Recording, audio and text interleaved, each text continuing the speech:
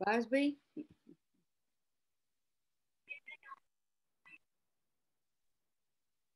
જે વિનંતી કરો જેને આપશ્રીને.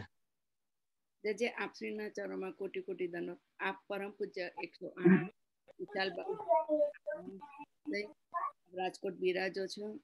આપ પ્યુરી સેટરડે આટલું સરસ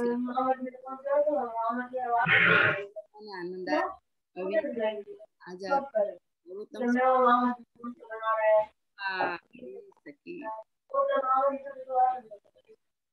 અવાજ આવે છે મારો? હા જી આવે. પુષ્ટિ માર્ગીય સર્વજ્ઞ કરુણા રસ પૂરિત શ્રેષ્ઠ ફલ પ્રદાતા ચ તસ્मै શ્રી ગુરુવે નમઃ. શ્રી વલ્લભ ચરણમ શરણમ સર્વદેહિનામ સમસ્ત દોષ ધનમ મસ્તકે રાસમ. આપણે છેલ્લું નામ આપણે 14 શ્લોક થઈ ગયા હતા લગભગ. રોષ દ્રકપાત સંપુષ્ટ ભક્તુદિત ભક્ત સેવિત એ નામ આપણે છેલ્લું કર્યું હતું.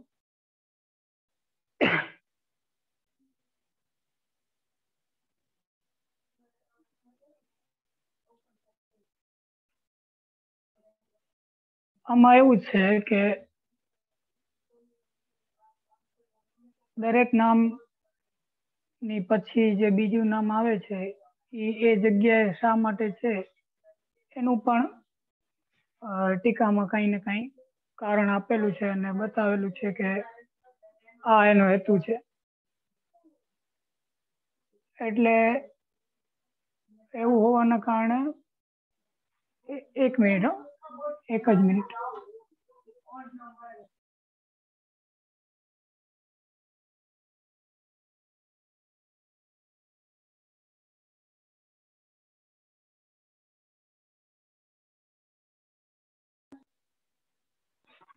હલો, અવાજ આવે છે મારો? હા જી હલો, હા અવાજ આવે. હા,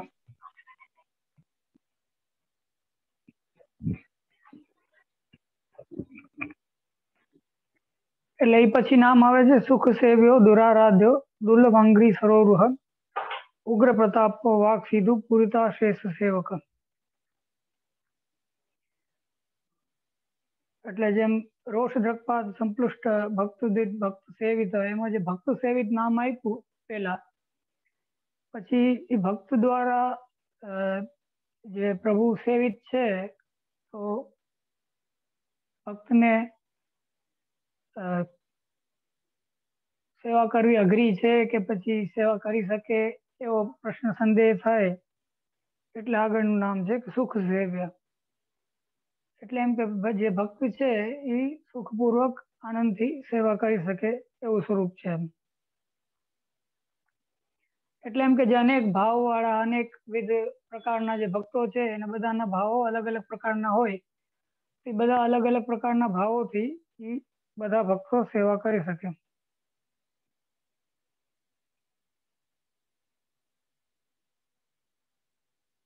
એટલે એમ કે બધાનો જે અલગ અલગ પ્રકારનો ભાવ છે એને આપ સ્વીકાર કરી અને સેવાનો અંગીકાર કરે છે.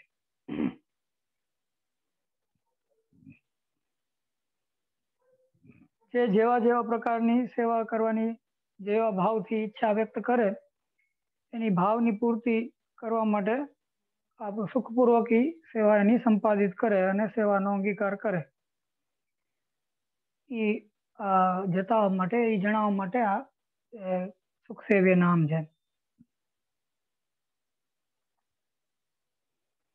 કોઈને પ્રશ્ન થાય કે જો ભક્તને આવી રીતના સુખ સેવ્ય છે તો બીજા લોકોને પણ સુખ સેવ્ય હશે, એવી શંકાનું નિવારણ કરે છે કે દુરારાધ્ય એટલે એમ કે ભક્ત છે અતિરિક્ત જે લોકો છે કે જે ભક્ત નથી, એટલે ભક્તિ માર્ગીય નથી, અન્ય માર્ગી છે, અને એના માટે અહીંયા વિવેચનમાં એમ કે છે કે અતિ કષ્ટે ને કદાચિત તોષ માત્ર જનકત્વમ, એટલે એવા લોકો માટે અતિ કષ્ટથી અને એ પણ કેવલ તોષ એટલે ખાલી સંતોષ ઉત્પન્ન થાય પણ કૃપા ન થાય કે એની સેવા સિદ્ધ ના થાય.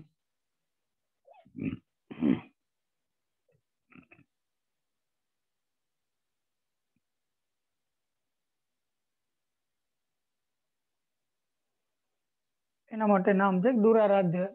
એટલે જે અભક્ત છે એના માટે અતિ કષ્ટ પૂર્વક આરાધ્ય છે, એને માટે સહજ નથી.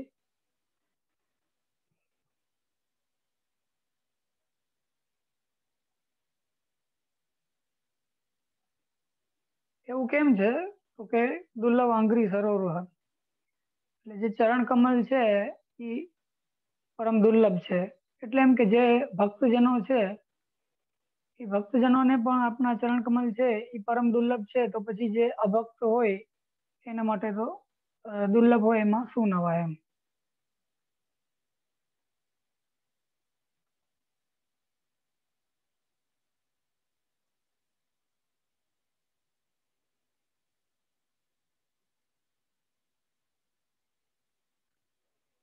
એ દુર્લભત્વ એટલે કે કષ્ટથી પ્રાપ્ત થાય એને એ વસ્તુને આપણે દુર્લભ કહીએ. તો જે કષ્ટથી પ્રાપ્ત થવાનું કહ્યું તો કોઈને એમ પ્રશ્ન થાય કે કષ્ટ કયા પ્રકારનો એમ. તો એમાં લૌકિક કષ્ટનો નિષેધ કરે છે કે લૌકિક કષ્ટથી સાધ્ય કે લૌકિક કષ્ટથી પ્રાપ્ય જે ચરણ કમલ છે એ નથી. એટલે એમ કે કોઈને એમ થાય કે અતિશય કોઈ પ્રકારનું સાધન હઠ ધર્મી કોઈ એવું કાર્ય કરે કે ગમે એમ કરીને ચરણ કમલની કૃપા પ્રાપ્ત થાય, એવા ઉદ્દેશ્યથી કોઈ હઠ કરીને કોઈ એવું કષ્ટ પોતાના શરીરને દેહ દમન કરે, તો એવા લૌકિક કષ્ટથી પ્રાપ્ય કે સાધ્ય નથી. પરંતુ અલૌકિક કષ્ટથી, કેમ કે ચરણ કમલ અલૌકિક છે એટલે એ લૌકિક કષ્ટથી સાધ્ય નથી, અલૌકિક કષ્ટથી સાધ્ય છે. અલૌકિક કષ્ટ એટલે શું કે આરતી, જે ભગવત સંબંધ રૂપી ભગવત આરતી હોય એનાથી એ ચરણ કમલ પ્રાપ્ત થાય. એટલે એમ કે જો ભક્તને પણ આરતીથી કષ્ટથી પ્રાપ્ય થાય, અલૌકિક કષ્ટથી, એવા જે ચરણ કમલ છે એનો જે બીજા લોકો છે જે અભક્ત છે એને તો એનો સંબંધ અતિશય કઠિન છે.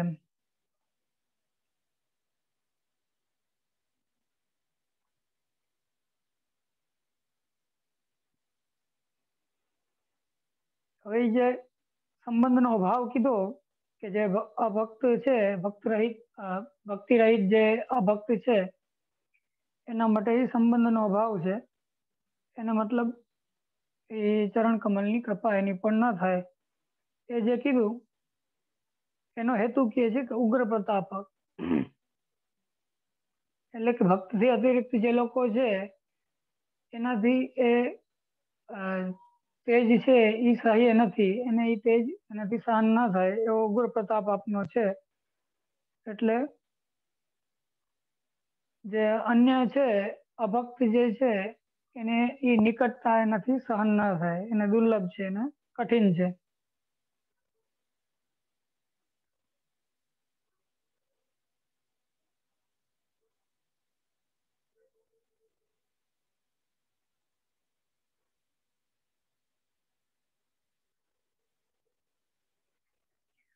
તો જેમ અભક્તને એ તેજ છે એ અસહ્ય કીધું, એમ કોઈને એવો પ્રશ્ન થાય કે તો પછી ભક્તને પણ એ તેજ ક્યારેક અસહ્યત્વ એમાં આવે અથવા તેજનો સ્વભાવ છે બાળવાનો, તો એવો અનુભવ કોઈ ભક્તને પણ થાય, તો એવી શંકાના નિવારણમાં કહે છે કે વાક સીધું પુરુષાશ્રેષ્ઠ સેવકા, એટલે પોતાના જે સેવકો છે એને પોતાનું જે વચનનું અમૃત છે એનાથી એને પૂરિત કર્યા છે, એ અમૃતનું એને દાન કર્યું છે, જેના કારણે એના તાપની નિવૃત્તિ થાય છે અને એને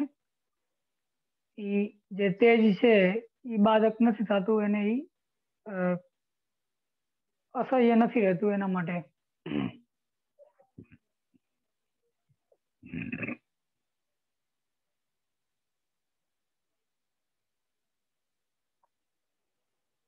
હવે વાઘ સીધું એટલે કે વાઘ રૂપી જે અમૃત, વાઘ રૂપી જે અમૃત છે એ અમૃત કેવું છે કે જે લોક વેદ આદિના જે તાપ છે કે જે દુઃખ છે જે ક્લેશ છે એને પણ એ નિવૃત્ત કરનારું છે.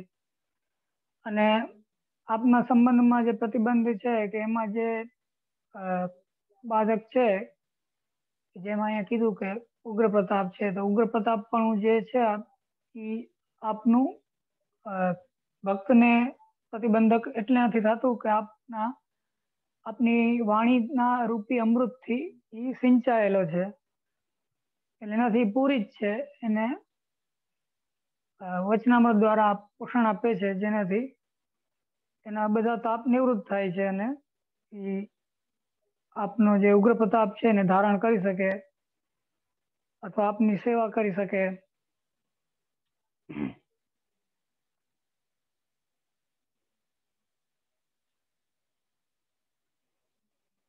અને વચનામૃત થી પૂરી જે અશેષ એટલે બધા જ અશેષ એટલે બધા સેવકો જે છે એ બાહ્યાભ્યંતર ભેદથી એટલે બહાર પણ અને અંદર પણ વચનામૃત થી પૂરી જ થઈ જાય છે, એટલે કે અમૃત થી પૂરી જ થઈ જાય છે. એટલે એને કઈ ન તો એના દેહમાં કે ન તો એના અંતઃકરણમાં કોઈ પ્રતિબંધ આવે છે.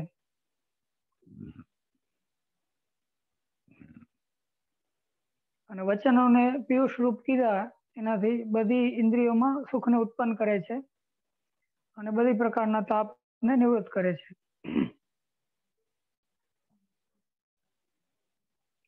એનાથી આ 5 નામામાં આવ્યા: સુખ સેવ્ય, દુરારાધ્ય, દુર્લભાંગ્રી સરોરુહ, ઉગ્ર પ્રતાપો, વાક સિધુ, પૂરિતા શેષ સેવક.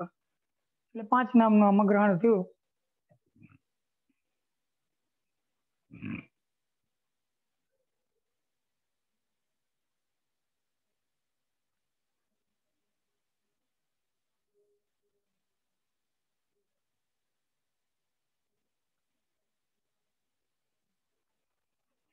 વચનામૃત થી સેવકોના બધા સર્વ પ્રકારના કામ.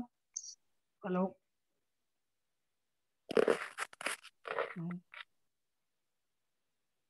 વચનામૃત થી સેવકોના સર્વ પ્રકારના તાપનું જે નિવારકત્વ આપનું બતાવ્યું એ કઈ રીતનું છે, તો એ આગળના નામમાં કે છે કે શ્રી ભાગવત પિયુષ સમુદ્ર મથન ક્ષમ. એટલે ભાગવતજી રૂપી જે અમૃતનો સમુદ્ર છે એનું મથન કરવાને માટે આપ સમર્થ છે. એટલે એ અમૃત રૂપી સમુદ્રને આપ મથન કરી અને એમાંથી મથન કરીને જે સાર નીકળે કે જેમ દહીંનું મથન કરીને જેમ સાર રૂપે એમાંથી ઘી નીકળે, એવી રીતના ભાગવત રૂપી જે અમૃતનો સમુદ્ર છે એનું મથન કરવામાં એક તો આપ સમર્થ છે, એ એક નામ થયું.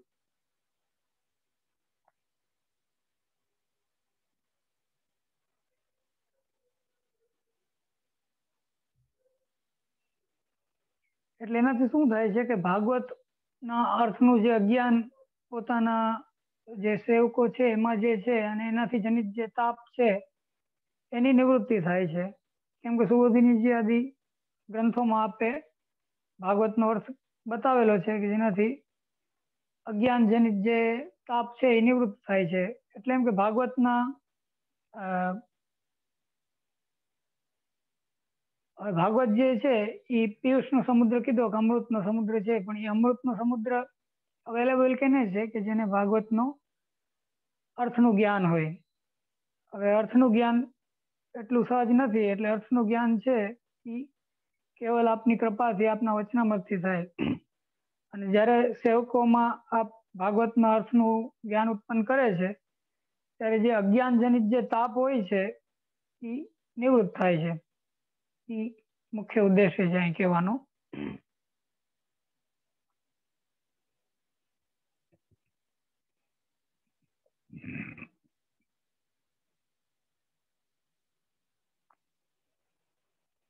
પેલા તો કીધું કે સમુદ્ર મથન ક્ષમ, એટલે સમુદ્રને મથન કરવા માટે આપ સક્ષમ છે.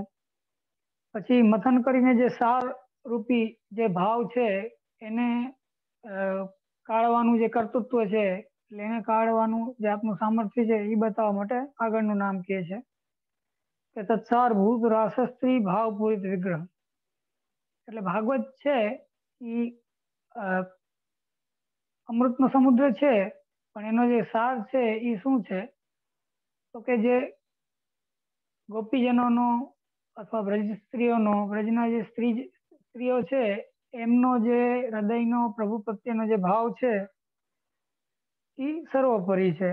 અને એમાં પણ જે રાસસ્થ જે વ્રજભક્તો છે, સર્વાત્મ ભાવવાન, એનો ભાવ તો એનાથી પણ ઉપર છે, એનાથી પણ સર્વોપરી છે.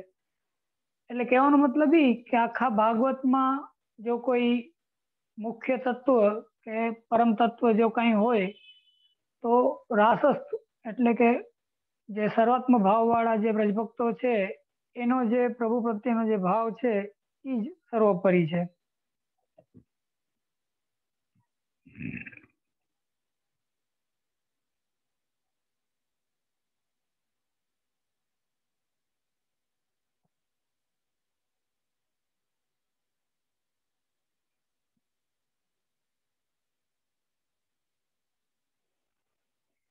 અને આનો એક વિશેષતા બતાવવા માટે અહીંયા એક વાત કહેવામાં આવી છે કે જેમ ક્ષીરનો સમુદ્ર હતો એનું મથન કર્યું અને એમાંથી અમૃત નીકળ્યું, કેમ કે ક્ષીર કરતા અમૃતની મુખ્યતા છે એટલે અમૃત નીકળ્યું તેને મુખ્ય કીધું. તો અહીંયા તો આખો અમૃતનો જ સમુદ્ર છે. તો એ જે અમૃતનો સમુદ્ર છે એમાંથી જે સાર રૂપે જે રાસસ્થ જે વ્રજભક્તોનો જે ભાવ છે એ જે નીકળ્યો એ અમૃત કરતા પણ ઉત્કૃષ્ટ પદાર્થ છે. એટલે એનાથી અતિરિક્ત એટલે આખા ભાગવતમાં રાસસ્થ સર્વાત્મ ભાવવાન વ્રજભક્તોના ભાવથી અતિરિક્ત કોઈ ઉત્તમ પદાર્થ નથી એમ. એટલે બીજી કોઈ વસ્તુનું સારત્વ સંભવી શકતું નથી કે બીજી કોઈ વસ્તુ ભાગવતનો સાર હોય એવું કહી ના શકાય. કેમ કે મુક્તિની અપેક્ષા પણ અધિક છે એવો જે રાસસ્ત્રી ભાવ છે એ સર્વોપરી છે. જેમ ક્ષીર સમુદ્રમાંથી નીકળેલા અમૃતના ભોગતા કેવલ દેવતાઓ છે, એવી રીતના અહીંયા જે ઉદ્ધૃત જે સાર છે એના ભોગતા કેવલ આચાર્ય ચરણ છે, બીજા કોઈ નથી. એટલે એમ કે જે રાસસ્ત્રી ભાવ છે એનો આહલાદ લેવા વાળું બીજું કોઈ નથી, કેવલ આત્મનું સ્વરૂપ છે, બીજાને પ્રાપ્ત નથી એમ, પ્રાપ્ય નથી.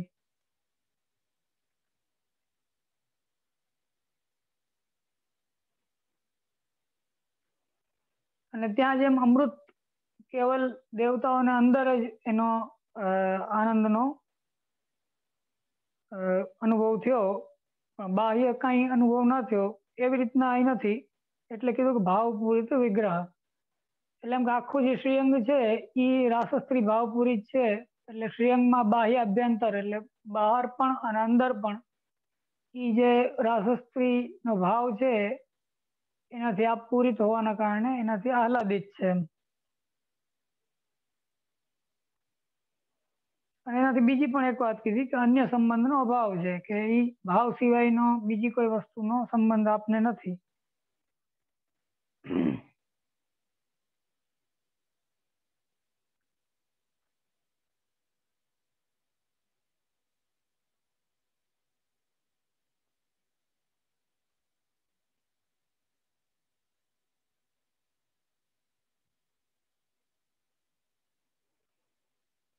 અને જે રાસસ્થ વ્રજભક્તોના ભાવથી પૂરિત જે ભાવ છે એને સાર રૂપે સર્વોપરી કીધો એ આપણે સમજી જ શકીએ છીએ કે મેં હમણાં થોડાક દિવસ પહેલા તમને સમજાવ્યું હતું કે જે અંતર્ગત વ્રજભક્તો હતા એ ઘરેથી બહાર ના નીકળ્યા અને વેણુનાદ સાંભળ્યો છતાં પણ એને કઈ ને કઈ પ્રતિબંધ થયો અને જે ઘરના લોકો હતા એને કોઈ ના પાડી કે એના કારણે નીકળી ના શક્યા. પરંતુ જે રાસસ્થ વ્રજભક્તો છે એને માટે આપણે ભાગવતજીમાં એમ લખ્યું તન મનસ્કા તદાલાપા તદ વિચેષ્ટા તદાત્મિકા. સદગુણાને એવો ગાયંત્યો નાત્મગારાણી સસ્મરૂપ. એટલે એનું મન એનું મન મતલબ ભગવાનમય થઈ ગયું. એનો વાણી છે એ કોઈનું નામ લેતી મતલબ એમનું જ કીર્તન કરતી થઈ ગઈ. સદગુણાને એવો ગાયન એના ગુણનું જ ગાન કરવા માંડ્યા. નાત્મગારાણી સસ્મરણ પોતાની આત્મા અને પોતાનું ઘર જે છે એની પણ એને વિસ્મૃતિ થઈ ગઈ. તો એવી પ્રકારની જે તન્મયતા આપણે ત્યાં ભક્તિની જે અવસ્થાઓ બતાવી છે એમાં તન્મયતાને આપણે ત્યાં સર્વોપરી અવસ્થા બતાવવામાં આવી છે કે તન્મયતાની ઉપર કોઈ અવસ્થા નથી. તો એટલી તન્મયતા એને એ વ્રજભક્તોને થઈ ગઈ. તો એ આપણે જે ભાવની જે ઇન્ટેન્સિટી છે, તીવ્રતા છે, એ તીવ્રતાની એ પરાકાષ્ઠા છે પુષ્ટિ માર્ગમાં. પુષ્ટિ માર્ગમાં શું પણ આમ જો તો ભક્તિ માર્ગમાં સમગ્ર કે એવી પ્રકારનો ભાવ કે જેમાં બધી વસ્તુની એને વિસ્મૃતિ થઈ ગઈ, પોતાના દેહની પણ વિસ્મૃતિ થઈ જાય એટલી હદનો એટલો ઉત્કૃષ્ટ ભાવ છે. એટલે અહીંયા આચાર્યનું તાત્પર્ય એ છે કે ઈ ભાવથી ઉપર ભાગવતમાં બીજું કઈ છે નહીં એમ તત્વ કે કોઈ સાર રૂપ બીજું કોઈ તત્વ એમાં છે નહીં. તો એને ઈ ભાવને સારરૂપ માનવા વાળા આપશ્રી છે. એટલે આપશ્રીનું સ્વરૂપ એ જ કારણથી આગળ બતાવે છે કે સાનિધ્ય માત્ર દત્ત શ્રી કૃષ્ણ પ્રેમા મુક્તિદા કે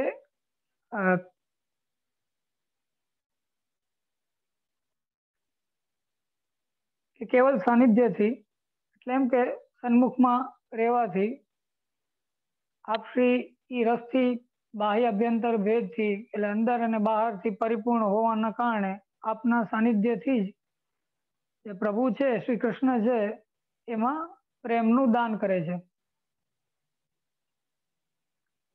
શ્રી કૃષ્ણ કીધું એ ભક્ત સહિત લીલા વિશિષ્ટ પ્રભુ છે એમ.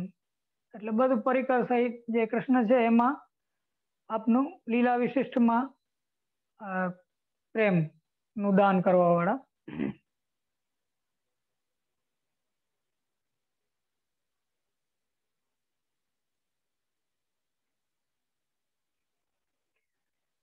હવે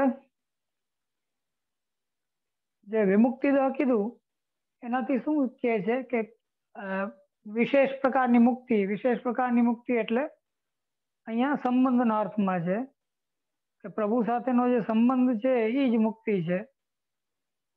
સાક્ષાત ભગવત સંબંધ રૂપા મુક્તિ કીધી અહીંયા કે મુક્તિ ઓલી જે મર્યાદા માર્ગીય મુક્તિ છે એ નહીં પણ સાક્ષાત ભગવત સંબંધ રૂપ જે મુક્તિ છે એ. એટલે જ વી શબ્દથી એને અલગ પાડી કે જે સામાન્ય બીજામાં જે મુક્તિ છે એ નહીં અને વિશિષ્ટ પ્રકારની ભગવત સંબંધ રૂપ પુષ્ટિ માર્ગીય મુક્તિ છે. કેમ કે પુષ્ટિ માર્ગમાં ભગવત સંબંધ છે એ જ મુક્તિ રૂપ છે, નહીં કે સાયુજ્યાદિ મુક્તિ એમ જેમ આપણે ત્યાં નિરોધને જ મુક્તિ કીધી છે ઘણા બધા ઠેકાણે. એવી રીતના આ વાત છે કે ભગવત સંબંધ છે એ અહીંયા આપણે મુક્તિ રૂપ છે. મુક્તિ એટલે શું કે જે સ્થિતિમાં જીવને કંઈ કરવાનું બાકી ના રહે,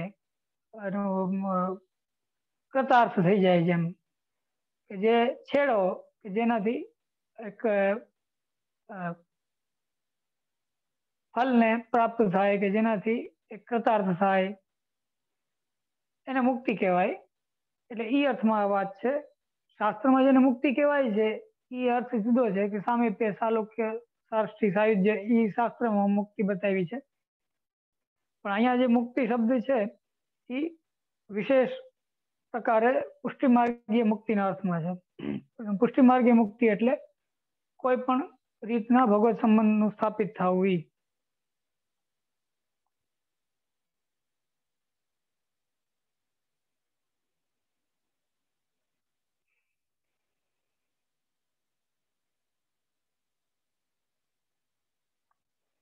કેમ કે અહીંયા ભગવત સંબંધ જ ફલરૂપ છે, નહીં કે સાયુજ્યાદિ. સાયુજ્યાદિ રીત છે એ પુષ્ટિ ફલરૂપ નથી પણ ભગવત સંબંધ છે એ જ પુષ્ટિ ફલરૂપ છે. એટલે અહીંયા મુક્તિને ભગવત સંબંધના રૂપમાં કહેવામાં આવી છે.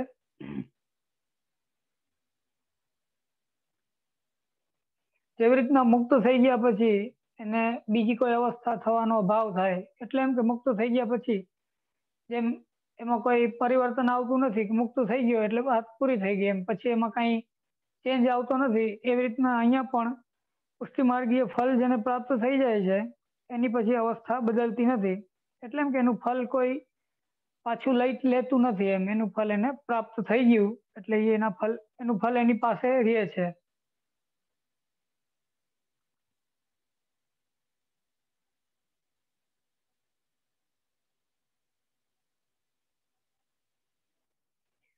અને પુષ્ટિ માર્ગનું જે ફળ છે એ બધા માર્ગના ફળથી અધિક છે. એ એના માટેનું નામ કહે છે કે રાસ લીલૈક તાત્પર્ય. એ રાસ લીલૈક એટલે કેવલ એક રાસલીલામાં જ જેમનું તાત્પર્ય છે ઈ. હવે જો આમાં બે વસ્તુ સમજવાની છે. એક તો એ છે કે પુષ્ટિના દ્રષ્ટિકોણથી ભક્તની સર્વોપરી અવસ્થા કે ભક્તનો સર્વોપરી ભાવ કયો તો કે રાસસ્ત્રી ભાવ, અને પુષ્ટિના દ્રષ્ટિકોણથી ભગવાનની સર્વોપરી સ્થિતિ કઈ? જેમ ભક્તની સર્વોપરી સ્થિતિ રાસસ્થિત જે વ્રજ સ્ત્રીઓ છે એમનો જે ભાવ છે એ ભક્તની સર્વોપરી સ્થિતિ છે, તો જે પુષ્ટિ પ્રભુ છે એ પુષ્ટિ પ્રભુમાં સર્વોપરી લીલા કઈ કે જેમાં પુષ્ટિ પ્રભુ નો અત્યધિક કે અતિશય અનુભવ થાય, ટૂંકમાં આત્યંતિક જેને કહેવાય કે જેનાથી વધારે પુષ્ટિનો અનુભવ જીવને બીજા કોઈ સ્વરૂપમાં અથવા બીજી કોઈ લીલામાં ન થઈ શકે એવી સર્વોપરી લીલા કઈ તો કે રાસલીલા. એટલે અહીંયા આપશ્રીનું આચાર્યનું તાત્પર્ય કે રાસલીલા કે તાત્પર્ય કેવલ એક રાસલીલામાં જ આપનું તાત્પર્ય છે.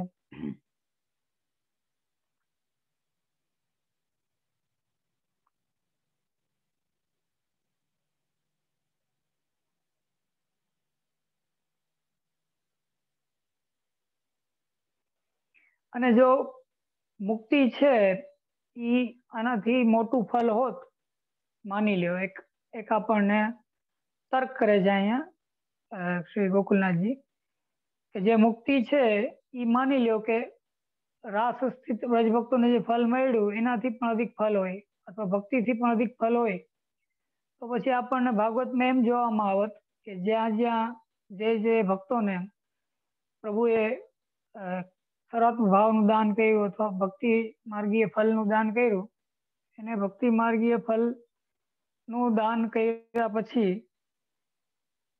એને મુક્તિનું દાન કરત, કેમ કે મુક્તિ એનાથી ઉપર છે. મુક્તિ એનાથી ઉપર છે તો સીધી વાત છે કે ભક્તિ માર્ગીય ફળ નું દાન કર્યા પછી મુક્તિનું દાન કરવામાં આવે, કેમ કે તો જ એનું એક પર્યવસાન થાય કોઈ પણ વાતનું કે છેલ્લામાં છેલ્લું ફળ શું તો મુક્તિ, તો એ છેલ્લે એને મળી ગયું. પણ એવું નથી, એવું આપણને જોવામાં નથી આવતું ભાગવતમાં. ભાગવતમાં આપણને એ જોવામાં આવે છે કે જેને ભક્તિ માર્ગીય પુષ્ટિ માર્ગીય ફળનું દાન કર્યું એને મુક્તિનું દાન નથી કર્યું. પણ એવું થઈ શકે કે જેને મુક્તિ લીધી હોય એને મુક્તિ ના લીધી હોય અને મુક્તિની આકાંક્ષા એમાંથી નિવૃત્ત થઈ અને ભક્તિ કરવા માંડ્યા હોય એવું બને છે. પણ જે ભક્તિ કરતો હોય એને ભક્તિ પછી મુક્તિ થઈ હોય એવો કોઈ ઉદાહરણ નથી. એટલે એનાથી સિદ્ધ થાય છે કે જે ચેતન માર્ગી એટલે પુષ્ટિ માર્ગીય જે ફળ છે એ સર્વોપરી છે. પુષ્ટિ માર્ગીય ફળ શું છે તો કે વ્રજ સ્ત્રીઓનો ભાવ, અને પુષ્ટિ માર્ગીય સર્વોપરી સ્વરૂપ કે સર્વોપરી લીલા કઈ તો કે રાસસ્થ પ્રભુ અને એમની લીલા એટલે રાસ લીલા એ આપણે ત્યાં સર્વોપરી છે.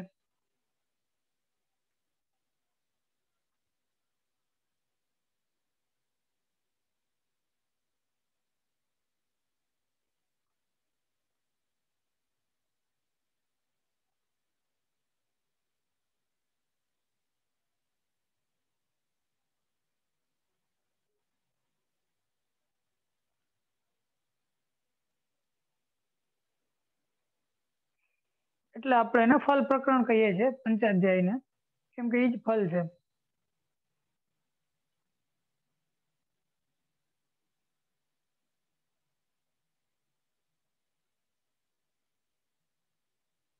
એટલે આ બધી વસ્તુના કારણે આપશ્રીનું જે તાત્પર્ય છે એ કેવલ રાસ લીલામાં છે.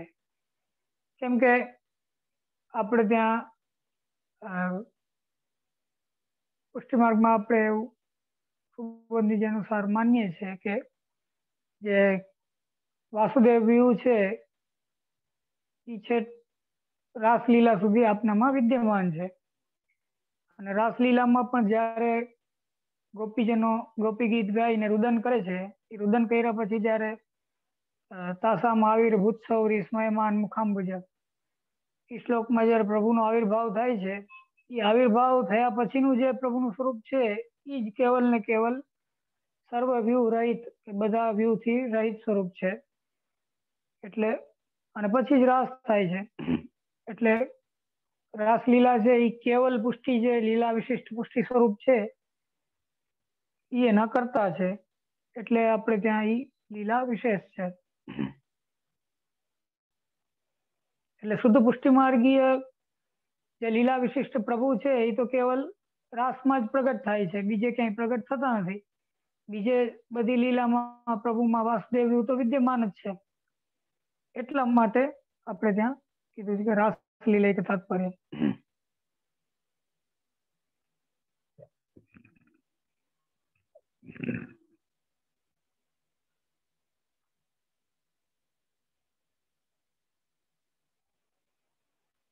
જે જીવ જે પુષ્ટિ માર્ગીય જીવ હોય એની ઉપર આપણે કૃપા કરવી હોય, એની ઉપર કૃપા કરવા માટે એ જે રાસલીલા છે એની કથા એની સન્મુખમાં કરી અને એ લીલાના રસનું એને દાન કરે છે, એના અર્થનો અનુભવ એને કરાવે છે.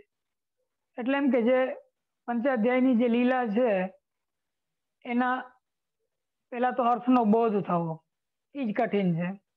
અર્થનો બોધ કેનાથી થાય છે કે આપના વચનામૃત છે કે વાક સીધું પૂરી થશે સેવક. આપના જે વચનામૃત છે એનાથી જે રાસ અને બધી બીજી પણ લીલાઓના અર્થનો બોધ થાય છે કે અહીંયા ભાગવતમાં જે કંઈ કહેવામાં આવ્યું છે લીલામાં એનો શું અર્થ થાય એ આપણને આપના વચનામૃતથી આપણને જ્ઞાન થાય છે. એ જ્ઞાન થાય છે એનાથી અજ્ઞાન જનિત જે તાપ છે, જે અજ્ઞાનના કારણે આપણને તાપ ઉત્પન્ન થતો હોય એ આપણો નિવૃત્ત થાય છે અને આપણને ભગવત સ્વરૂપનું ભગવત લીલાનું જ્ઞાન થાય છે. હવે ભગવત સ્વરૂપનું ને ભગવત લીલાનું જ્ઞાન થયા પછી જે પંચાધ્યાયની જે લીલા છે અથવા બીજી પણ જે લીલાઓ છે એનો જે અનુભવ થવો એ તો કેવલ ને કેવલ દાનની વસ્તુ છે, એ કઈ વચનામૃતની વસ્તુ નથી. એટલે એ જો આપના અંદર હૃદયમાં કૃપા ઉત્પન્ન ના થાય ને આપના હૃદયમાં અંદરથી એમ મન ના થાય કે આને આ વસ્તુનું દાન કરવું છે, એવી ઈચ્છા આપને ન થાય તો કેવલ વચનામૃતથી પણ જીવને અંદર એ અનુભવ ઉત્પન્ન ના થાય. અર્થનો બોધ થાય એટલે તાપ નિવૃત્ત થાય અજ્ઞાન જનિત, અને અર્થનો બોધ પણ થાય, ભગવત સ્વરૂપનું જ્ઞાન પણ થાય, એ બધું ફલનો અનુભવ થાય. પરંતુ જે લીલાનો અનુભવ થવો જોઈએ કે લીલાનો જે આનંદનો અનુભવ થવો જોઈએ એ ના થાય. એ ત્યાં સુધી ના થાય કે જ્યાં સુધી આપ એનું દાન ના કરે. એટલે કીધું કે કથા પ્રદ એટલે દાન, એટલે સારી રીતના દાન કરવું એમ. એટલે રાસલીલા સંબંધી જે લીલા છે એની કૃપા કરીને એની કથાનું આપ દાન કરે છે.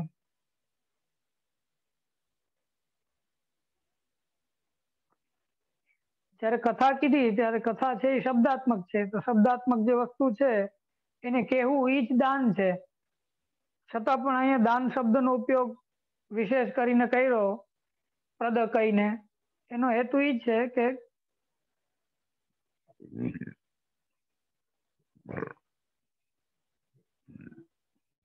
કૃપા વગર તો કેવલ ખાલી કથન થાય, એનાથી દાન ન થાય. અને કૃપાપૂર્વક જ્યારે આપ કથા કરે રાસની ત્યારે એનું દાન થાય છે, ત્યારે એનો અનુભવ પણ થાય છે. એટલે કીધું કે કૃપેય તત્ કથા પ્રદત્ત. એટલે આમાં પાછા 5 નામ આવી ગયા કે સાનિધ્ય માત્ર દત્ત, શ્રી કૃષ્ણ પ્રેમ, પછી વિમુક્તિ દ, પછી રાસ લીલૈક તાત્પર્ય અને કૃપેય તત્ કથા પ્રદત્ત.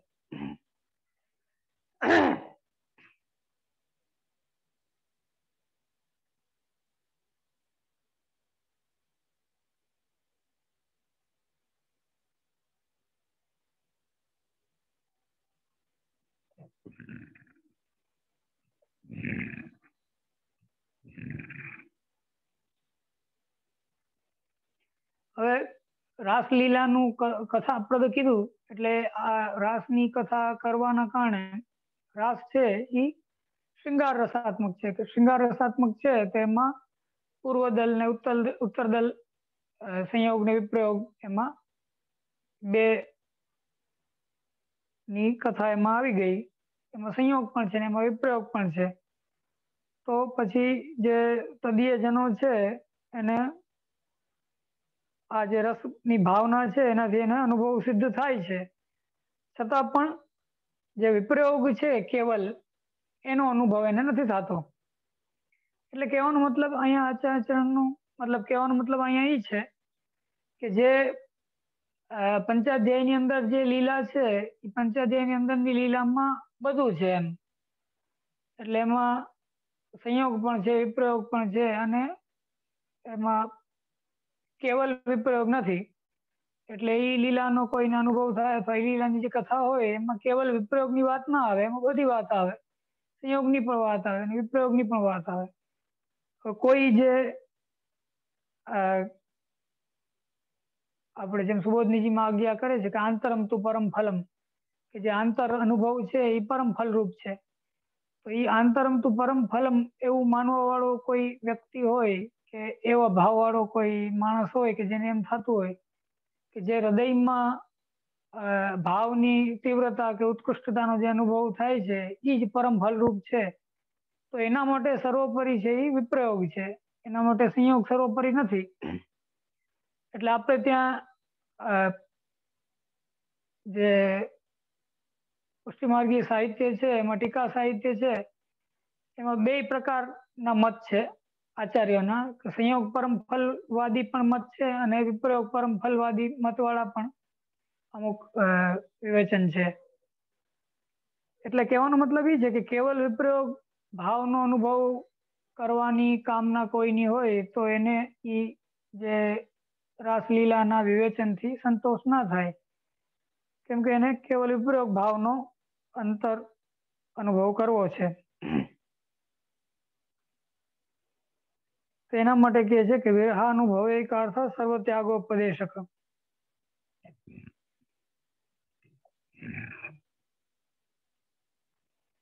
એટલે એમ કે સ્વતંત્ર રૂપેણ કોઈને વિપ્રયોગ ભાવનો અનુભવ કરવો હોય કે જેમાં કોઈ ફોર્મેટ લાગુ ના પડે, કે જેમાં કોઈ એની જે અવસ્થાઓ છે એનો એને અનુભવ થાય કે વિકલત્વમ, અસ્વાસ્થ્ય, મૂર્છા, જાગરણ આદિ, પ્રલાપ ને ઉન્માદ આદિ જે અવસ્થાઓ છે ને છેલ્લે મૃત્યુ, ત્યાં સુધીની જે બધી અવસ્થાઓ છે એનો એને અનુભવ કરવો હોય કોઈને, તો એ કોઈ ફોર્મેટથી કે એ કોઈ શાસ્ત્રથી કે કોઈ ભાગવતથી કે એનાથી એને એ અનુભવ ના થાય. એટલે એના માટે અહીં કહે છે કે વિરહાનુભવ એક અર્થ સર્વ ત્યાગોપદેશક, કે વિરહનો અનુભવ કરવા માટે બધી વસ્તુનો ત્યાગ કરવાનો ઉપદેશ આપે છે.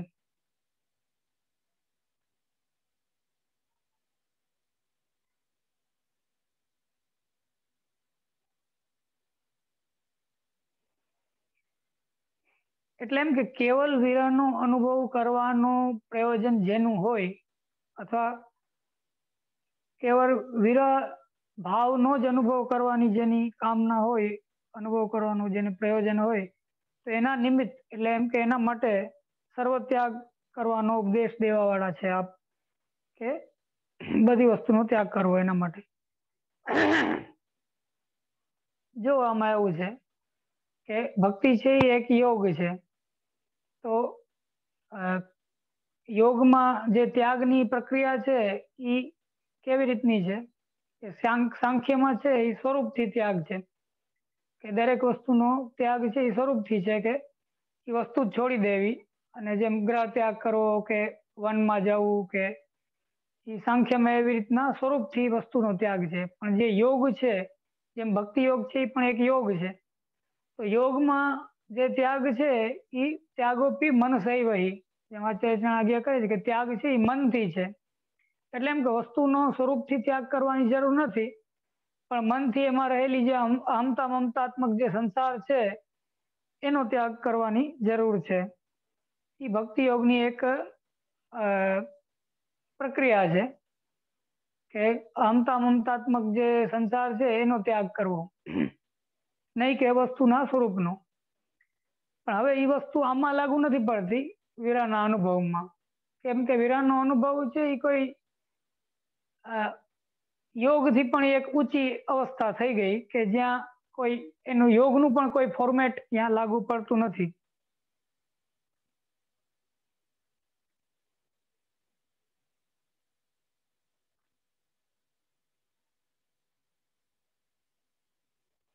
રાસલીલામાં પણ વિપ્રયોગ ભાવ છે, પણ એ વિપ્રયોગ ભાવની અંદર જેમ કોઈક ગોપીજન પૂતના બની ગયા, કોઈક ગોપીજન કૃષ્ણ બની ગયા, કોઈક કંઈક બની ગયા, કોઈક કંઈક બની ગયા, એમ કરીને પ્રભુની લીલાનું અનુકરણ કરવા માંડ્યા. તો એવી રીતનો એક તાદાત્મ્યનો ભાવ પણ એમાં બતાવવામાં આવ્યો છે. અને ક્યાંક બીજે ઉપાલંબ કરે છે, ક્યાંક પ્રાર્થના કરે છે, ક્યાંક સ્તુતિ કરે છે, ક્યાંક રુદન કરે છે. એમ કેવલ વિપ્રયોગ નથી, વિવિધ પ્રકારના ભાવો એમાં બતાવેલા છે. એટલે કેવલ વિપ્રયોગ એમાં એને ઉપલબ્ધ ના થાય એવા જીવને. એટલે એના માટે આપ ઉપદેશક છે ત્યાગના. એટલે એમ કે જે પ્રકારનો ત્યાગ આપે બતાવ્યો છે સંન્યાસ નિર્ણય આદિ ગ્રંથોમાં, એ પ્રકારનો ત્યાગ કરવાનો પ્રયાસ કરે કોઈ, અથવા એ પ્રકારનો ત્યાગ કરે તો એને એ ઉપદેશથી એને એ વિપ્રયોગનો અનુભવ થાય.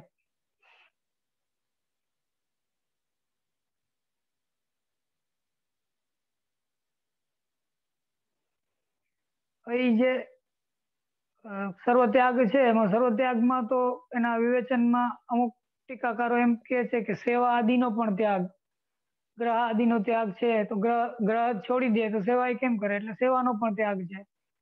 અને પોતાના દેહના જે સુખો છે એનો પણ ત્યાગ છે.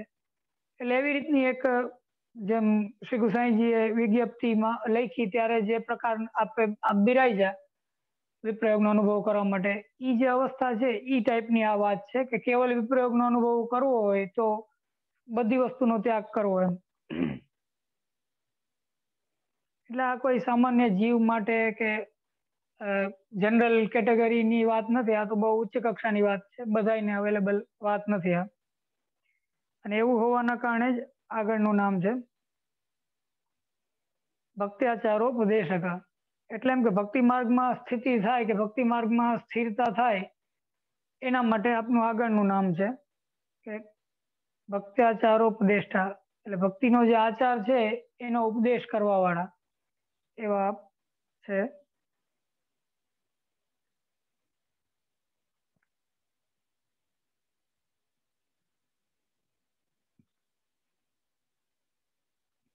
એટલે ભક્તિ માર્ગી જે આચાર છે એ આચાર શું છે તો કે અન્યાશ્રય રાહિત્ય ને નિરુપતિ ભાવે ને ફલત્વ જ્ઞાપન પૂર્વકમ સેવા કરણમ. આ બે લક્ષણ એના મુખ્ય બતાવ્યા ભક્તિ માર્ગીય ભાવના, ભક્તિ માર્ગીય આચારના, કે અન્યાશ્રયથી રહિત થઈ અને નિરુપતિ ભાવ. નિરુપતિ ભાવ એટલે કે લૌકિક કામનાઓથી રહિત, કોઈ ઉપાધિથી ગ્રસ્ત થયા વગર ફલત્વ જ્ઞાનપૂર્વક અને પ્રભુને ફલરૂપ જાણીને સેવા કરવી એનું નામ ભક્તિ માર્ગીય આચાર છે. એના જે ઉપદેશક છે એ એક નામ થયું કે ભક્ત્યાચારોપદેષ્ટા. અને જે ચ શબ્દ લગાડ્યો કે ભક્ત્યાચારોપદેષ્ટા ચ, એનો કહેવાનું તાત્પર્ય, એમાં કહેવાનું તાત્પર્ય એ છે કે આપ પણ એ પ્રકારે ભક્તિ માર્ગીય આચારનું ધર્મનું પાલન કરે છે એમ. કેમ કે કોઈ અન્ય માર્ગી કે કોઈ એવો બહિર્મુખ જીવ હોય તો એને સંદેહ થાય કે આપ ઉપદેશ તો આપે છે પણ આપ એ પ્રકારનો ધર્મ નું આચરણ આપ પોતે કરે છે કે નહીં. એટલે શબ્દથી એમાં એ બતાવવામાં આવ્યું કે ભક્તિનો જે આચાર આપ બતાવે છે એનું આપ પણ પાલન કરે છે, એનું આપ પણ આચરણ કરે છે.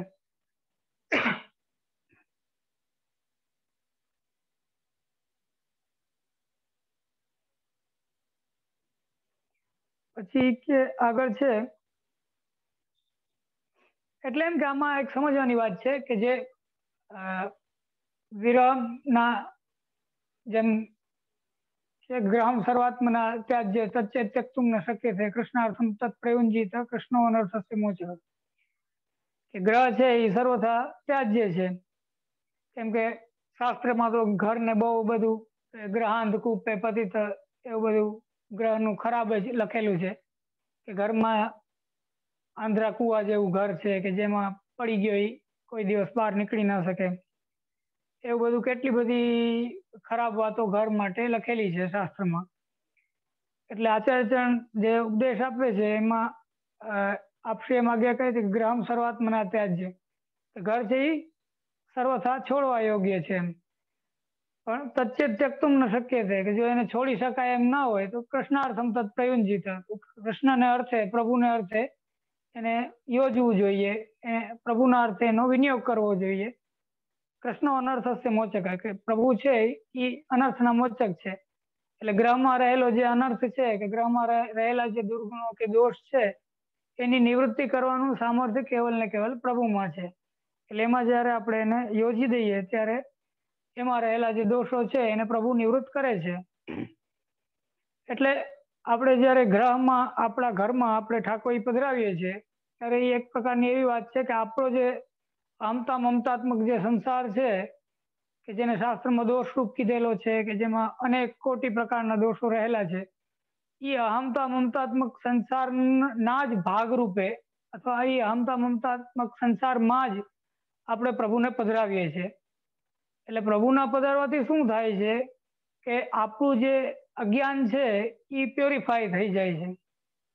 પ્યોરિફાય એટલે થઈ જાય છે કે આપણું જે અહમતા મમતાત્મક અજ્ઞાન છે એ આપણને નડવાની બદલે કામ લાગવા માંડે. કામ એટલે લાગવા માંડે કે ભગવાનમાં પ્રેમ પણ અજ્ઞાનથી જ થાય છે. ભગવાનમાં પ્રેમ જ્ઞાનથી નથી થતો. ભગવાનમાં પ્રેમ તો અજ્ઞાનથી જ થાય છે. કેમ કે આપણે જયારે એમ કહીએ છીએ કે પ્રભુ મારા પતિ છે, કે પ્રભુ મારા પુત્ર છે, કે પ્રભુ મારા ધણી છે, કે બાળક છે, કે કઈ પણ ભાઈ છે, કે ગમે એ પિતા છે, એવો કોઈ પણ ભાવ આપણે એનો સંબંધ ભાવનો જયારે આપણે પ્રભુ સાથે જોઈન્ટ કરીએ છીએ ત્યારે હકીકતમાં જોવો તો એક પ્રકારનો અધ્યાસ જ છે, એક અજ્ઞાન જ છે. કેમ કે પ્રભુ કોઈના પતિ કે પ્રભુ કોઈના કઈ સંબંધી નથી. એમ પ્રભુ તો નિર્દોષમ હિ સમમ બ્રહ્મ છે, કે સમાન છે ને નિર્દોષ છે, એમાં કોઈ દોષ નથી. એટલે એના હારે કોઈનો કઈ સ્પેશિયલ એક્સક્લુસિવ સંબંધ થઈ ના શકે. એટલે આપણે જયારે એવી પ્રકારનો સંબંધ પ્રભુ સાથે સ્થાપિત કરીએ છીએ સેવા દ્વારા કે કીર્તન દ્વારા કે સ્મરણ દ્વારા, ત્યારે હકીકતમાં તો એક પ્રકારનું અજ્ઞાન જ છે. એ અજ્ઞાનથી જ આપણને એ સંબંધ સ્થાપિત થાય છે.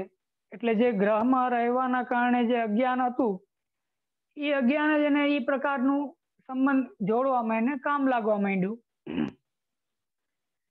એટલે જયારે એ અજ્ઞાન વશ થઈ અને એનામાં એ ભાવ દ્રઢ થઈ જશે કે પ્રભુ મારા બાળક છે, કે પ્રભુ મારા પતિ છે, કે એવો કોઈ પણ ભાવ એને જયારે દ્રઢ થઈ જાય ત્યારે એ ભાવ દ્રઢ થઈ જવાના કારણે એ અજ્ઞાન એને બાધક થવાની બદલે સાધક થવા માંડે. એટલે જ આચાર્ય કે તદ અધ્યાસોપી સિદ્ધેતી, એટલે એમ કે પ્રભુનો અધ્યાસ સિદ્ધ થાય છે.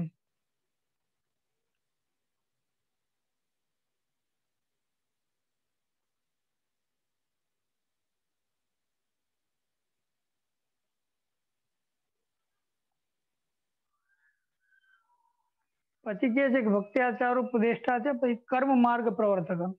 કોકને એમ થાય કે ભક્તિ માર્ગનો ઉપદેશ આપવા વાળા જે આચાર્ય છે એ કર્મ માર્ગ પ્રવર્તક કઈ રીતના? તેનું કારણ છે કે જો કેવલ ભક્તિનો જ ઉપદેશ આપે અને કર્મથી લોકોને નિવૃત્ત કરે આચાર્ય, પછી જે અન્ય માર્ગી લોકો છે એ બધા આપણને વેદ વિરુદ્ધ સમજે કે આ બધા આપણને એમ કે આ લોકો જે વર્ણાશ્રમ ધર્મ છે એને નથી માનતા અને એનાથી વિરુદ્ધ આચરણ કરે છે, એવી રીતની આપણી નિંદા થાય. એટલે એવી રીતની આપણી નિંદા ન થાય એના માટે આચાર્યચરણ કર્મ માર્ગનું પણ પ્રવર્તન કરે છે. એટલે એમ કે આપ શ્રી સર્વનિર્ણય આદિ ગ્રંથોમાં આજ્ઞા કરે છે કે આ કોઈક પ્રશ્ન આમાં પૂછે છે પણ એ પ્રશ્ન યાદ રાખે ને પછી છેલ્લે પૂછે તો વધારે સારું.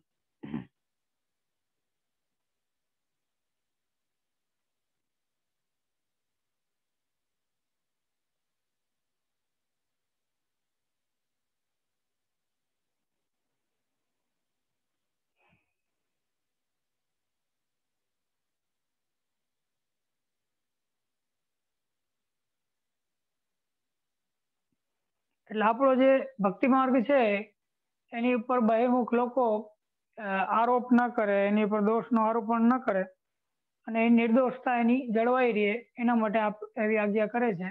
કર્મ માર્ગનું પણ પ્રવર્તન કરે છે. એટલે સર્વનિર્ણય આદિ ગ્રંથોમાં આજ્ઞા કરે છે કે વર્ણાશ્રમથી પ્રાપ્ત થતા જે ધર્મો છે એ યથાશક્ય એનું પાલન આપણે કરવાનો પ્રયત્ન કરવો જોઈએ.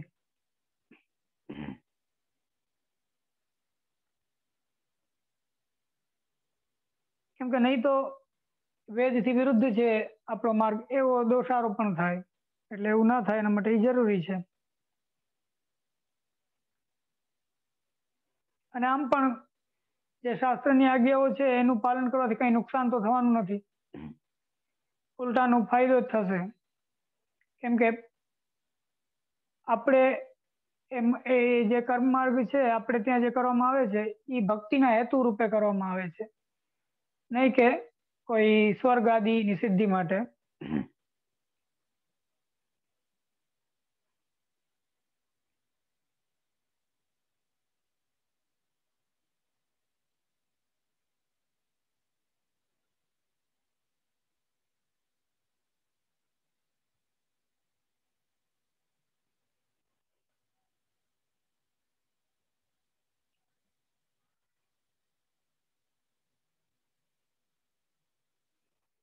હવે કે છે કે યાગાદો ભક્તિ માર્ગિક સાધનત્વ ઉપદેશક.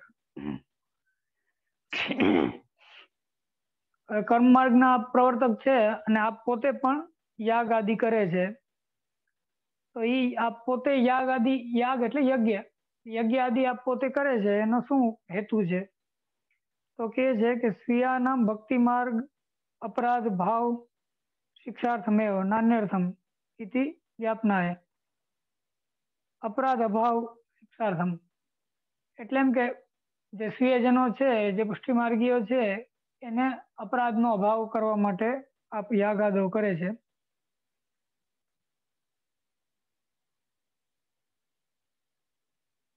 અને આદિ શબ્દમાં દાન આદિ એ બધું ગ્રહણ કરવું, કે યજ્ઞ અને દાન ને એ બધું જે કંઈ શાસ્ત્રમાં ધર્મ બતાવેલા છે એ બધી વસ્તુ એમાં ગ્રહણ કરવી.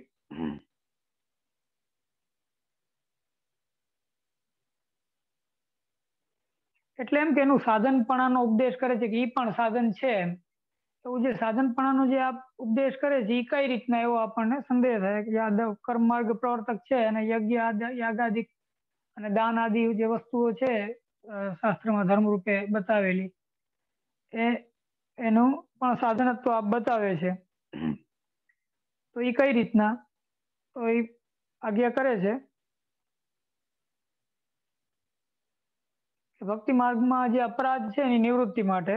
અપરાધ નિવૃત્તિ કઈ રીતના? તો કે અપરાધ દ્વયમ એટલે અપરાધ બે છે, દેવતાંતર સંબંધો એટલે અન્ય જે આપણે પેલા વાત થઈ હતી ને એ જ વાત છે કે અન્યાશ્રય અને ભક્તિ માર્ગીય ફલનો અભાવ.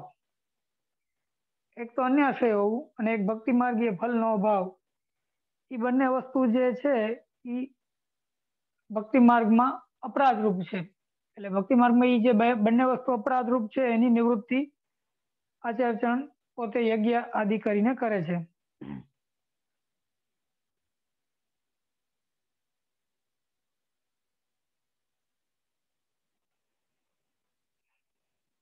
કેમ કે આમાં એવું છે કે બધા અહીંયા શ્રી ગોકુલનાથજીએ આચાર્યચરણ કરે છે એમ મુખ્યત્વે કીધું ને એમ ના કીધું કે બધા એ કરવાનું છે. એનો મુખ્ય હેતુ એ છે કે આજે શાસ્ત્રની આજ્ઞાના પાલન માટે આપણા આચાર્ય કોઈ યજ્ઞાધિક કર્મ કે કરે તો એમનો હેતુ છે એ બહુ અલગ હોય. અને કોઈ આધુનિક જે જીવ છે એ સમજ્યા વગર અને દેવી દેવતાઓને મુખ્ય માનીને કર્મના અંગ રૂપે ન માનીને અને મુખ્ય રૂપે માનીને કોઈ કર્મ કરે તો એને અન્યાશ્રય થાય. એટલે અહીંયા જે આચાર્યચરણ જ્યારે એ કર્મ કરે છે ત્યારે આપ કેવી રીતના કરે છે તો કે દેવતાઓ છે એ ભગવદ વિભૂતિ છે એવું જાણીને કે કેવલ વિભૂતિ રૂપે એમનું ટૂંકમાં એનું પૂજન થાય છે, નહીં કે એને સ્વતંત્ર દેવતા રૂપે કે સ્વતંત્ર કોઈ એનું ભજન નથી, પણ કેવલ વિભૂતિ રૂપે એનું પૂજન છે.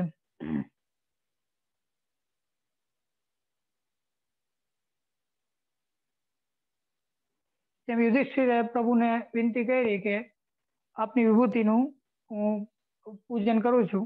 યક્ષ વિભૂતિ ભવ સંપાદય પ્રભુ, આપની વિભૂતિનું હું ભજન કરું છું, આપી એને સંપાદિત કરો એમ કર્મને. એટલે એવા ભાવ, એવી પ્રકારના ભાવથી કે ભગવદ વિભૂતિ રૂપ જાણીને કેવલ એનું પૂજન છે. એટલે એમાં કોઈ દેવતાંતર સંબંધ એટલે અન્યાશ્રયમાં નથી થતો, એમાં કોઈ અન્ય દેવતાનો સંબંધ નથી થતો.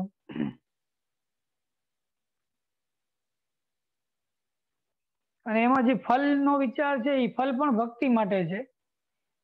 આપણે ત્યાં સંકલ્પ કરવામાં આવે છે આ બધા કર્મમાં, એ સંકલ્પમાં પણ એમ કહેવામાં આવે છે કે ગોપીજન વલ્લભ પ્રીત્યર્થમ, એટલે પ્રભુની પ્રીતિ માટે કરવામાં આવે છે, નહીં કે આપણે લૌકિક સુખાર્થે કે લૌકિક હેતુ માટે.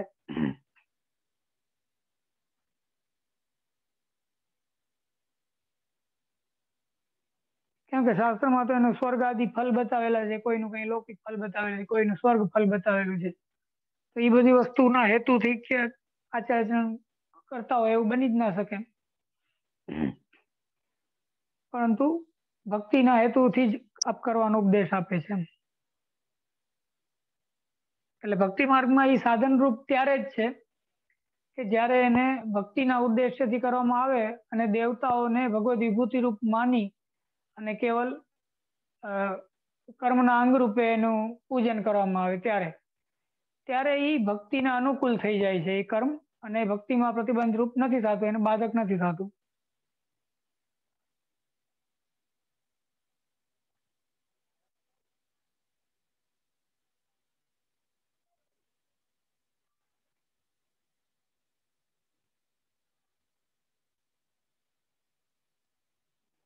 હવે કોઈને એમ થાય કે યજ્ઞાદિનું બધાનું ફલ શાસ્ત્રમાં સ્વર્ગની કામના અથવા કઈ ને કઈ બીજી કામનાઓ રહેલી છે, એવી કામનાઓથી કરતા હોય એવું બહિર્મુખ ને કોઈને શંકા થાય, એના માટે આપ શ્રી આજ્ઞા કરે છે કે પૂર્ણાનંદ પૂર્ણ કામ.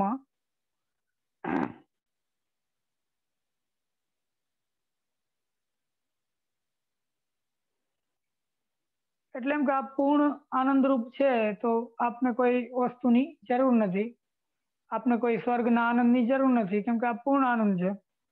અને આપને કોઈ કામિત વસ્તુ નથી, કે આપને કોઈ વસ્તુની કામના નથી, કેમ કે પૂર્ણ કામ છે. એક તો પૂર્ણ આનંદી છે, પૂર્ણ આનંદ છે એટલે જેનો આનંદ પરિપૂર્ણ છે, જેના હૃદયમાં પરિપૂર્ણ આનંદ છે. હવે જેના હૃદયમાં પરિપૂર્ણ આનંદ હોય એને કોઈ વસ્તુની કામના પણ ના હોય, એટલે પૂર્ણ કામ છે, એની બધી કામનાઓ પૂર્ણ છે. એટલે એનાથી અહીંયા કહેવાનો ઉદ્દેશ્ય એ છે કે જે કંઈ પણ યજ્ઞ આદિ કર્મ આપ કરે છે એ કોઈ કામના માટે નહીં, પણ ભગવદ અર્થ જ કરવામાં આવે છે, અથવા આપની જે સૃષ્ટિ છે એના દોષની નિવૃત્તિ માટે કરવામાં આવે છે, અથવા જે વિભૂતિ રૂપે જાણીને કરવામાં આવે છે, એવી રીતના એને સમજવું.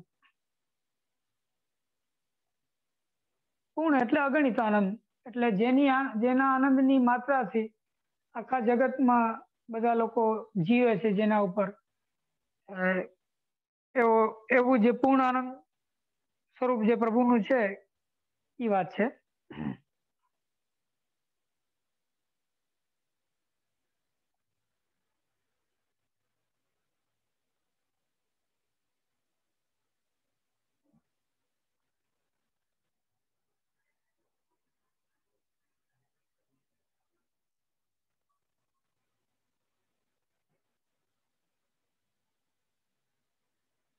એટલે અલૌકિક કામોથી આ પરિપૂર્ણ છે.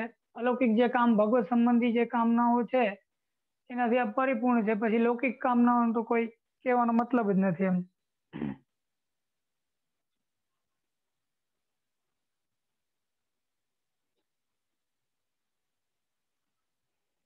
અને બીજું પણ એક વાત આજ્ઞા કરે છે કે જ્યારે બીજાની પણ કામનાઓને પૂર્ણ કરવાનું આપની અંદર સામર્થ્ય છે, તો આપને કોઈ કામના હોય એવો વિચાર કરવો એ મૂર્ખાઈ છે, અથવા આપને યજ્ઞ યાદ કર્મ દ્વારા આપ કોઈ પોતાની કામના સિદ્ધ કરે એવું વિચારવું એ મૂર્ખાઈ છે.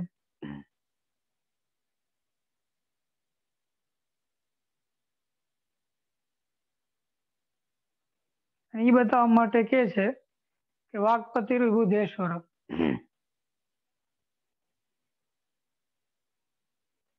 વાક્પતિ કીધું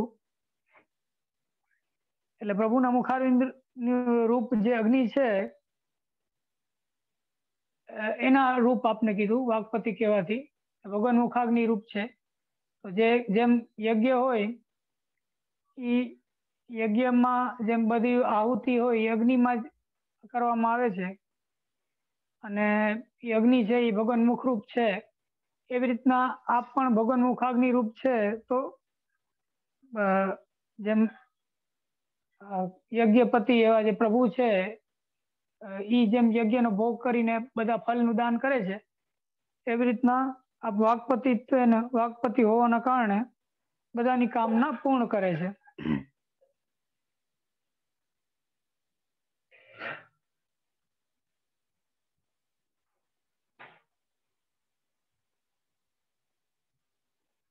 એટલે જ્યારે અન્યની કામના યજ્ઞના અગ્નિના દ્રષ્ટાંતથી આપી કે ભગવાન મુખાગ્નિ રૂપ આપ છે, તો અન્યની કામના પણ આપ પૂર્ણ કરવા વાળા છે, તો પછી પોતાને કોઈ કામના હોય એવી શંકા શું એમ, અથવા આપના પૂર્ણ કામત્વમાં શું શંકા કરવી કે આપ પૂર્ણ કામ છે એમાં શું સંદેહ રહ્યો પછી. એટલે કે યજ્ઞ ભોગતા જે આગળ નામ આવશે કે યજ્ઞ ભોગતા એવી યજ્ઞ ભોગતા સ્વરૂપની વાત છે કે યજ્ઞના ભોગતા જ જાણે પોતે છે ત્યારે, અને ફલનું દાન કરવા વાળા પણ પોતે છે, પછી એને પૂર્ણ કામ હોવામાં શું બીજી ઉપાધિ છે.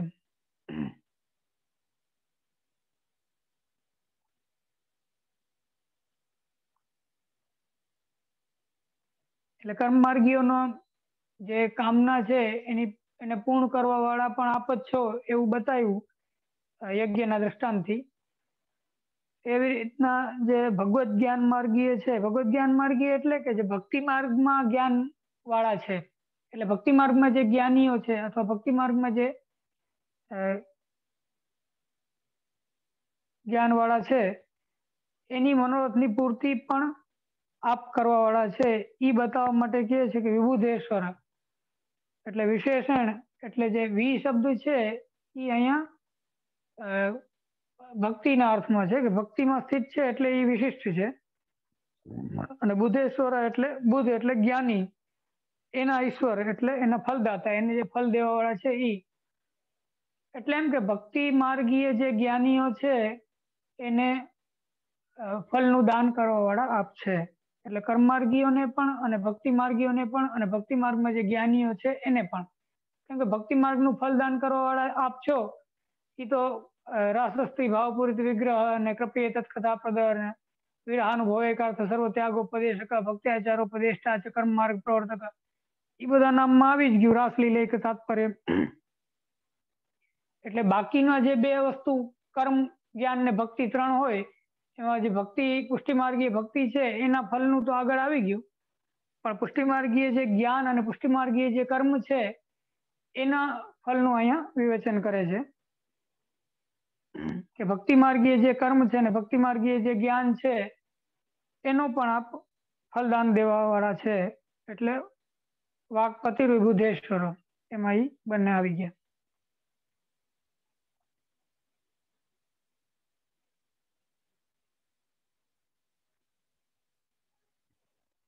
એટલે આમાં પાછા પાંચ નામનું આમાં ગ્રહણ થયું કે યાગાદો ભક્તિ માર્ગૈક સાધનત્વોપદેશક એક થયું, પછી પૂર્ણાનંદ બીજું થયું, પૂર્ણકામ ત્રીજું થયું, વાકપતિ અને વિભુધેશ્વર 4 ને 5 થયા. એટલે આમાં 5 નામનું ગ્રહણ થયું.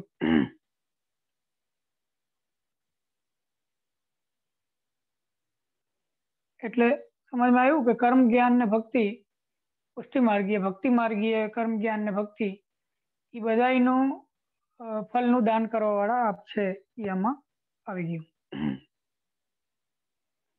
અને જે શાસ્ત્રમાં બતાવેલા જે નિત્ય નૈમિતિક કર્મો છે એને કરવામાં અતિશય આગ્રહ રાખવાની અહીંયા આજ્ઞા નથી કરતા, પરંતુ અહીંયા કહેવા એ માંગે છે કે આપ શ્રી આજ્ઞા એમ કરે છે કે યથાશક્તિ આપણે જે કંઈ પણ કર્મ પ્રાપ્ત થતા હોય એ આપણે કરવાનો પ્રયાસ કરવો જોઈએ એમ. અને જો એમ ના કરે તો જે અન્ય માર્ગીય લોકો છે એ આપણને વેદ વિરુદ્ધ શાસ્ત્ર વિરુદ્ધ ગણે, એટલે આપણે એવો ઉપદેશ આપે છે. અને ભક્તિ માર્ગીય કર્મ શું છે કે ભક્તિને અનુકૂળ જે કર્મ છે કે ભક્તિમાં પ્રતિબંધક ના થાય અને ભક્તિની હારે હારે એની વિરુદ્ધ ન જાય એવું જે કર્મ છે એ ભક્તિ માર્ગીય કર્મ છે. એટલે એમ કે શાસ્ત્રીય કોઈ યજ્ઞ યાગાદિક પણ આપણે ભક્તિ માર્ગની અંતર્ગત રહીને કરવા હોય તેમાં આપણે 2 વસ્તુનું ધ્યાન રાખવું જોઈએ. એક તો જે દેવતાઓ છે એને ભગવત વિભૂતિ રૂપે માનીને જ અને કર્મના અંગ રૂપે માનીને, નહીં કે સ્વતંત્ર કે મુખ્ય રૂપે માનીને એ કર્મ કરવું જોઈએ. અને બીજું કે એનાથી આપણે કોઈ સ્વર્ગ આદિ અથવા કોઈ લૌકિક કામના આદિ ના જે ફલ છે એની ઈચ્છા ના રાખવી જોઈએ, પરંતુ કેવલ ભક્તિની કે ભગવત સંબંધી ભગવત પ્રીતિની ઈચ્છા રાખીને જ કર્મ કરવા જોઈએ. એટલે એવી રીતના એ ભક્તિ માર્ગીય કર્મ થયું.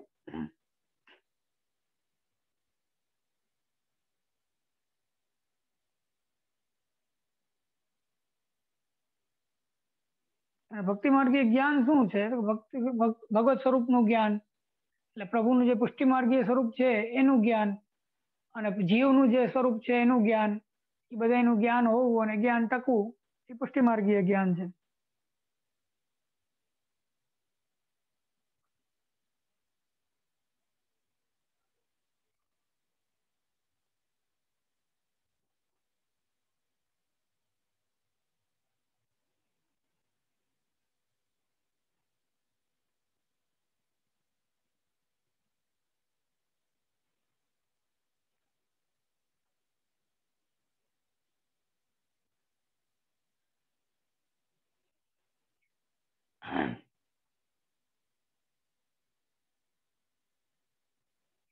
પછી છે કૃષ્ણ નામ સહસ્ત્રસ્ય વક્તા ભક્તપરાયણ.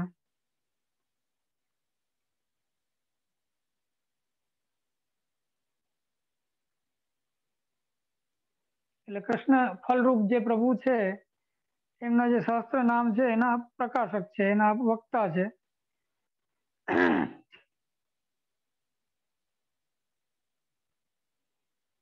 બીજા પણ ઘણા લોકોએ એના પ્રભુના ઘણા બધા નામો લખેલા છે. સહસ્ત્ર નામ છે, વિષ્ણુ સહસ્ત્ર નામ, ગોપાલ સહસ્ત્ર નામ, આથી ઘણા બધા ગ્રંથો છે. તો કોઈને એના જે ઋષિ મુનિઓ છે એના હારે સમાનતા પ્રભુની થાય એવું ના થાય એના માટે કહે છે કે એ જે બધા નામો છે એ બધા પ્રભુના મર્યાદા માર્ગીય સ્વરૂપના નામો છે, નહીં કે પુષ્ટિ સ્વરૂપના. એટલે ફલાત્મક પુષ્ટિ સ્વરૂપના નામ નથી, પણ અહીંયા જે આપે જે પુરુષોત્તમ સહસ્ત્રનામ આદિ ગ્રંથમાં જે નામ પ્રગટ કર્યા છે એ પુષ્ટિ માર્ગીય સ્વરૂપના નામ છે. અને એવી પ્રકારના લીલા વિશિષ્ટ સ્વરૂપના નામનું પ્રકાશન અથવા પ્રતિપાદન છે એ કેવલ આપના દ્વારા જ કરવામાં આવેલ છે. બીજા કોઈ દ્વારા નહીં.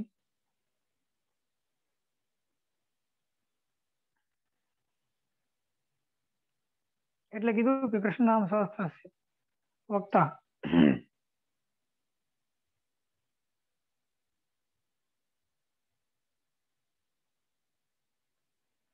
હવે જે 10 લીલા વિશિષ્ટ જે પ્રભુ છે એ ભાગવત શું છે કે 10 લીલા વિશિષ્ટ છે.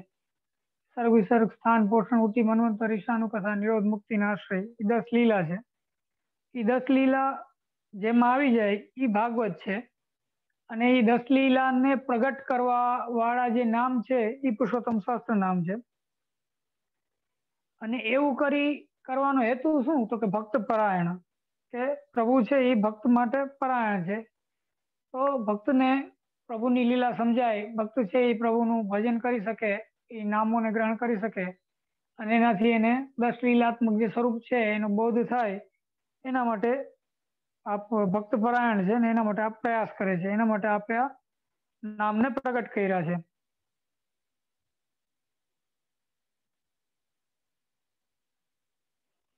જો એ નામને પ્રગટ ના કરે તો ભાગવતના અર્થનું જ્ઞાન આપને આ જે પુષ્ટિજીવો છે એને ના થાય અને 10 લીલાનું જ્ઞાન ના થાય તો પછી એમાં જે પ્રતિપાદિત જે ફળ છે એની પણ સિદ્ધિ ના થાય, તો પછી ભક્ત પરાયણ તો સિદ્ધ ના થાય.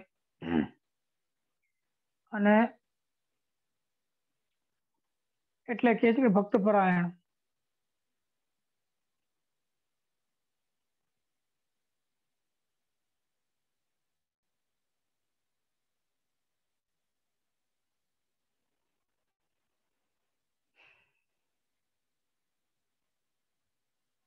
અને ભક્ત પરાયણતા નો જ એક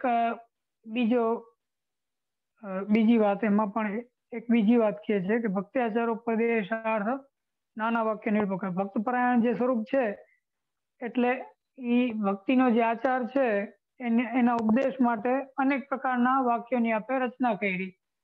જેમ 16 ગ્રંથ છે, પછી સર્વનિર્ણય છે, એમાં આપણે ભક્તિનો આચાર તો બતાવેલો છે કે આપણે સાધન પ્રણાલી છે પુષ્ટિ માર્ગીય, એ સાધન પ્રણાલી શું છે એ આપણને કઈ રીતના ખબર પડે. જો આચાર્ય એનો ઉપદેશ ના આપે અથવા જે સાધનો છે એને આજ્ઞા ના આપે કે આવી રીતના ગ્રહસ્થિત્વ સધર્મત અવ્યાવૃત્તો ભજે કૃષ્ણ પૂજ્ય શ્રવણાદિ, એ બધું આપ જો એવી તનવિત જાનો કે ઉપદેશ આપ ના આપે અને સર્વ નિર્ણયમાં એની જે એક એક આશ્રમમાં કે એક એક સ્થિતિમાં એમાં આવતી જે સમસ્યાઓ છે એનું નિરાકરણ આપ જો ના કરે તો પછી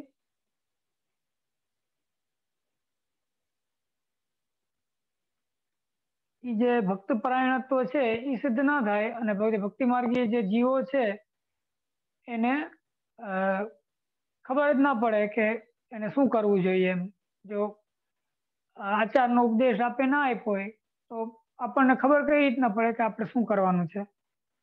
એટલે કે છે એટલે ભક્ત પરાયણ પછી આ નામ આવ્યું કે ભક્ત્યાચારો ઉપદેશાર્થ નાના વાક્ય નિરૂપક.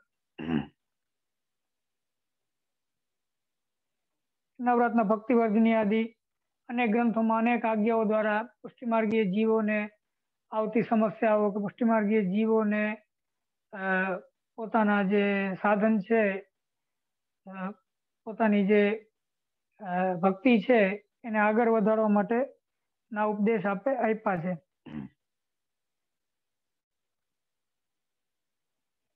પેલા પણ કીધું કે ભક્તિ આચારોપદેષ્ટા છે અને અહીંયા કીધું કે ભક્તિ આચારોપદેશાર્થ નાના નિરૂપક. એટલે એમ કે ભક્તિના આચારનો ઉપદેશ આપવા વાળા એ એક નામ ત્યાં કીધું અને અહીંયા કીધું કે ભક્તિના આચારના ઉપદેશ માટે અનેક વાક્યો કરવા માટે. એટલે એનો આ બે નામ કોઈને એમ થાય કે રિપીટ થાય છે, એક જ વાત 2 વાર કહેવામાં આવી, પણ એવું નથી. અહીંયા કહેવાનો મતલબ એ છે કે એટલો બધો પરિશ્રમ લઈ અને એક એક વસ્તુને ક્લેરિફાઈ આપે પોતાના ગ્રંથો દ્વારા, કે જેમ કીધું નવરત્ન ભક્તિવાદીની આદિ ગ્રંથો છે એના દ્વારા અને બીજા પણ જે ગ્રંથો છે એના દ્વારા ભક્તિનો જે આચાર છે એને એકદમ વિશદપણે સારી રીતના ક્લિયરલી, કે જેનાથી કોઈ પણ સંદેહ ઉત્પન્ન થાય તેનું નિરાકરણ એને એમાં મળી રહે એવી રીતના આપણે ઉપદેશ આપેલો છે. અને એના માટે આપણે નાના વાક્ય નિરૂપક એટલે અનેક પ્રકારના વાક્યનું આપણે નિરૂપણ કર્યું છે. એટલે પુનરુક્તિ નથી એમ. અહીંયા જે ફોકસ છે એ આપના પ્રયાસની જે ગંભીરતા અથવા પ્રયાસની જે પ્રયાસમાં રહેલી જે વિવિધતા છે એના ઉપર છે, અને ત્યાં જે ઉપદેશકપણું છે એના ઉપર છે. એટલે એનાથી નામમાં ફરક છે.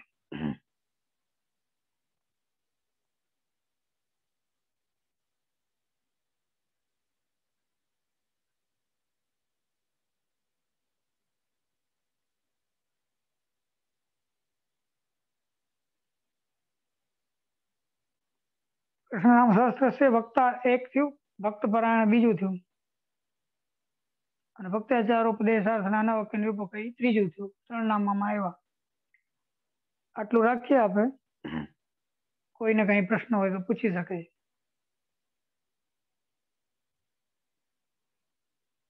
જે હેન્ડ રેઝ કરતા હતા એને કોઈ હોય તો. અમે બધાને અનમ્યુટ કરવા માટે અલાવ કર્યા છે. કોઈને પ્રશ્ન હોય તો પોતાની અનમ્યુટ કરીને પ્રશ્ન પૂછી શકો છો આપશ્રીને.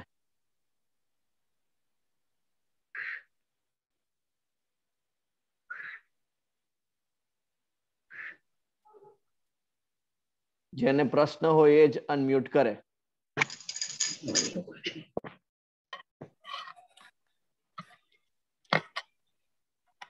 જે હા બોલો. જે દંડવત પ્રણામ.